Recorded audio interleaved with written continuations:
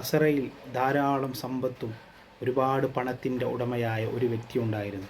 അദ്ദേഹം എല്ലാ മുഹറം 10 ദിവസവും ജനങ്ങളെ ഒരുമിച്ച് കൂട്ടി ദിക്റിലായി, തസ്ബീഹിലായി, തഹ്ലീലിലായി അദ്ദേഹം തൻ്റെ നല്ല സുഭിക്ഷമായ ഭക്ഷണമെല്ലാം ഒരുക്കി തൻ്റെ ചാരത്ത് എല്ലാവരെയും ഒരുമിച്ച് കൂട്ടുന്നൊരു സദസ്സ് സംഘടിപ്പിക്കുമായിരുന്നു.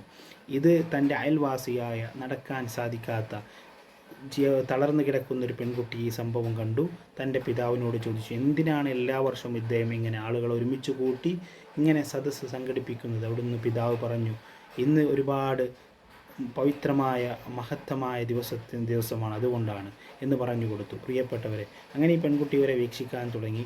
അങ്ങനെ ഒരുപാട് സമയം ദിക്റിലായി, തസ്ബീഹിലായി, തഹ്ലീലിലായി അവർ ജീവിതം ഇങ്ങനെ മുന്നോട്ട് കൊണ്ടുപോകുമ്പോൾ ഈ പെൺകുട്ടി അത് വീക്ഷിച്ച് പ്രഭാത സമയമെത്തിയപ്പോൾ അവർ ഖത്തം പൂർത്തിയാക്കി പ്രാർത്ഥന നടത്തുകയാണ്. ഈ പെൺകുട്ടിയും പ്രാർത്ഥിച്ചു, റബ്ബേ എനിക്ക് ആരോഗ്യം നൽകണേ എന്ന് പറഞ്ഞപ്പോൾ അള്ളാഹു അദ്ദേഹത്തിന്